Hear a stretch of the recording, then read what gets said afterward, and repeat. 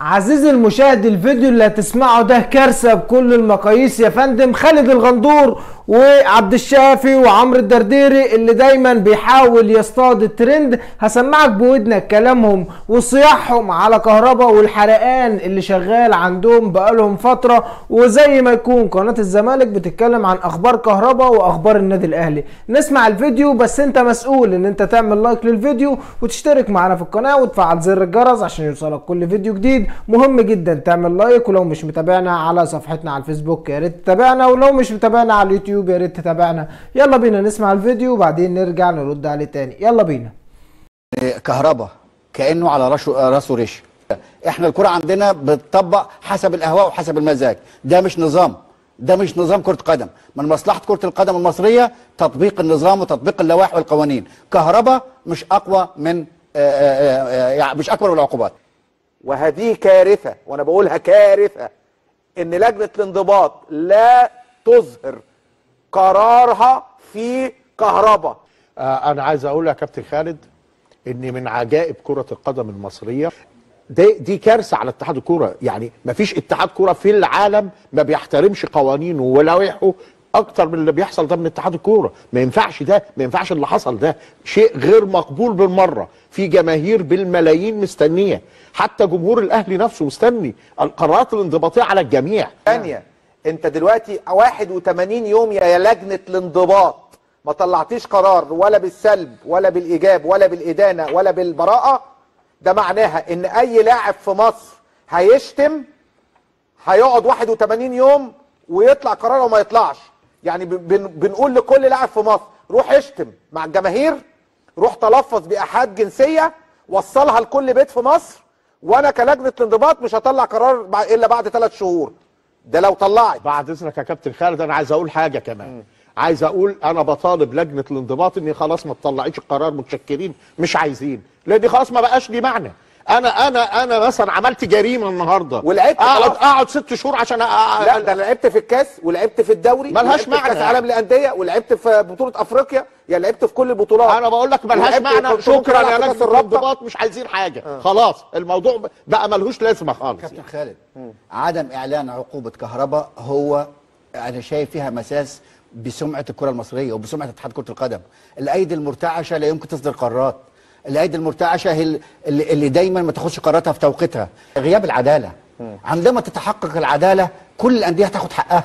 غياب العداله خطر على الكره المصريه. غياب العداله لازم الانديه كلها زي بعضها، ما يبقاش المسابقات لاجل نادي واحد والعقوبات عشان نادي واحد وكل حاجه عشان نادي واحد. صحيح. اين القيم والمبادئ في مساله كهربا؟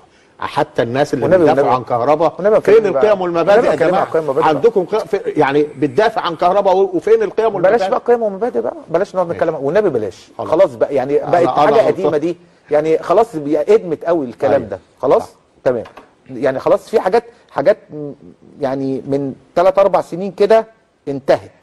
ما ينفعش بقت اكلاشيهات محفوظه. بقى يعني. اصل 3-4 سنين في حاجات بانت خلال ال3-4 سنين اللي فاتوا كانت يعني مش باينه، بانت. فخلاص ما ينفعش بقى نقعد نتشدق بالكلمه دي. خلاص بعد ما سمعنا الفيديو يا رجاله يا رجاله يا رجاله، الاستاذ كرم جبر رساله الى الاستاذ كرم جبر. يا استاذ كرم، انت طلعت بيان وطلعت بيان قد كده وقلت اللي هيتجاوز او اللي هيكون يعني متجاوز على القنوات او متجاوز على السوشيال ميديا، فاحنا لازم نقفل له القناه دي او لازم يعني نقاضيه اقل واجب. الناس دي دلوقتي بتغلط في كهربا. ايوه بيغلطوا في كهربا. هو انت بمزاجك قاعد تطلب لجنه الانضباط اعملوا عقوبه؟ طب ما يا حبيبي، ما كان في نفس اليوم في نفس اليوم عقوبه، او كان في نفس اليوم شكوى ضد مرتضى منصور. فين عقوبته؟ كان في شكوى في نفس اليوم ضد مرتضى منصور لما غلط في كهربا. ولا انتوا خلاص يعني الراجل لما يغلط في كهربا ويقول لامك وابوك واللي جابوك دي حلوه، دي جميله، دي حلوه، دي كده في بص عشان بس رقبتي بتوجعني من الهز. والله العظيم رقبتكم ما بتوجعكوش بذمكم كده؟ ما بتقعدوش يعني وانت قاعد قدام ابنك كده، ولا وانت قاعد في البيت كده في وسط الاسره كده، ما بتتكسفش على دمك يا اخي؟ يا اخي ده انتوا كل كلمه بتقولوها لازم سياده المستشار سياده المستشار سياده المستشار. في ايه؟ في ايه يا جدعان؟ يا جدعان انت بتتكلم في القيم والمبادئ والاخلاق، لازم تتكلم في الصح، لازم تتكلم في الصح. بما انك بقى بتتكلم وبتقول ان مرتضى ان كهرباء حطه صح، وبتقول ان دي ايحاءات جنسيه، امال لما واحد بقى يقول لك امك وابوك واللي جابوك واديك بالجزمه يالا وكل الكلام ده، مش انت اول واحد كنت معترض بره في قناه تانية يا غندره عن الكلام اللي انا بقوله ده؟ مش انت اول واحد كنت معترض وكنت بتقول لا هو في رئيس نادي يقول كده؟ خلاص دلوقتي ما بتقولش. طب لما انت اتكلمت عن الشكوى بتاعه القرن وبتقول ان في رئيس، ان في لاعب لجنه الانضباط ما ادتلوش حكم او ما حكمتش عليه باي حاجه، وبتقول للعيبه انت اهو، يعني خالد الغندور بيحرض اللعيبه على ان هم يعملوا ايحاءات جنسيه في المباريات اهو، تحريض. خالد الغندور بيحرض، ده تحريض رسمي ولا ده مش تحريض رسمي يا غندره؟ ده تحريض يا بيه، ده تحريض يا بيه. وخلي بالك الكلام ده ما يتسكتش عليه، الناس دي لازم تقف لك. رساله للاستاذ كرم جبر عمال اعيد اهو، رساله للاستاذ كرم جبر عمال اعيد اهو، رساله للاستاذ كرم جبر لازم تشوف حل في الموضوع ده في قناه الزمالك. يا جماعه تتقفل، يا جماعه تتقفل، يا جماعه عايزين هدوء شويه، يا جماعه عايزين هدوء في الوسط الرياضي، عايزين نشوف كوره قدم، عايزين نشوف قناه بتتكلم اصلا عن فريقها. القناه دي ما بتتكلمش عن فريقها، لا واحد زي عمرو الدرديري جاي بيتكلم عن القيم والمبادئ،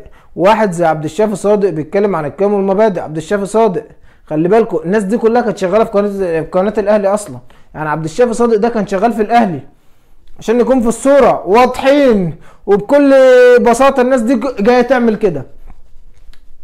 كده، بس هم جايين يعملوا كده عشان بس نكون في الصوره. طب خالد الغندور وعارفين ان هو كان يعني ايه، خلاص يعني انسان عقيم، وعارفين ان هو موجود وكان لاعب في الزمالك، وعارفين ان هو زملكاوي ابا عن جدا وخلاص، وعرفنا ان هو كده هيعمل كده. طب عبد الشافي صادق، عمرو الدرديري اللي بيحب بقاله فتره ما ركبش الترند، فقال لك اما هبدايه كده ايه عشان الاهلي ايه عشان يطلع ترند بقى الفتره دي، يهبد هبدتين ثلاثه كده. طلع هبد له هبدتين ثلاثه في الحلقه دي عشان يطلع ترند. هم بيبقوا قاصدين على فكره، والله العظيم بيبقوا قاصدين. والاستاذ علي بركه على فكره يا جماعه، والله العظيم انا لما باجي ادور على السيره الذاتيه بتاع الناس ديت انا بستغرب. الناس دي اللي تلاقيه رئيس صحيفه، رئيس مجله، رئيس الاهرام، ايه يا جدعان؟ رئيس تحرير الاهرام، ايه يا جدعان؟ ازاي يعني؟ ازاي الناس دي بتوصل من التطبيل مثلا ولا ايه؟ مانيش فاهم. يا مصر كلها بقت كده؟